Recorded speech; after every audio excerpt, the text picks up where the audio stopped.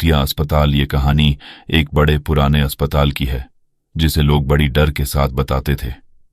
अस्पताल का नाम सन्नाटा अस्पताल था क्योंकि वहां हर समय सन्नाटा ही छाया रहता था।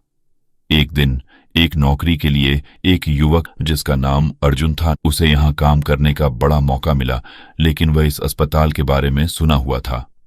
अर्जुन काम शुरू कर दिया, लेकिन उसके साथ चीख चीख कर आवाजें सुनाई देने लगीं। रात के समय जब वह अकेला काम कर रहा था तो अचानक उसके पीछे से गर्मी की एहसास हुआ।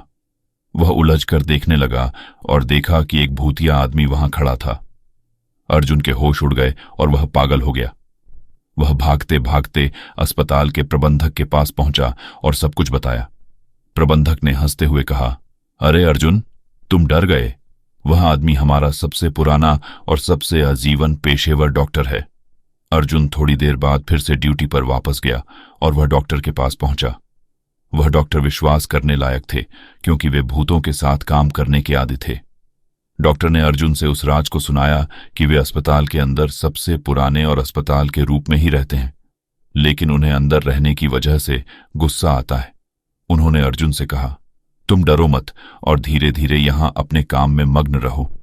वे आदमी अर्जुन से कुछ भी नहीं कहने देते और सबसे अच्छे तरीके से अपने काम में बिजी रहते हैं।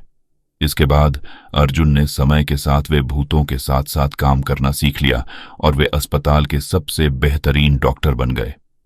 इस कहानी से हमें यह सीखने को मिलता है कि किसी की भी दिखावट से ना जाएं और हमें उनकी सच्चाई को समझने की कोशिश करनी चाहिए। इंसानों के अंदर की सच्ची कहानियों को समझने के लिए हमें उनके साथ समय बिताना चाहिए, क्योंकि कभी कभी डरावने चीजों के पीछे भी एक मानव होता है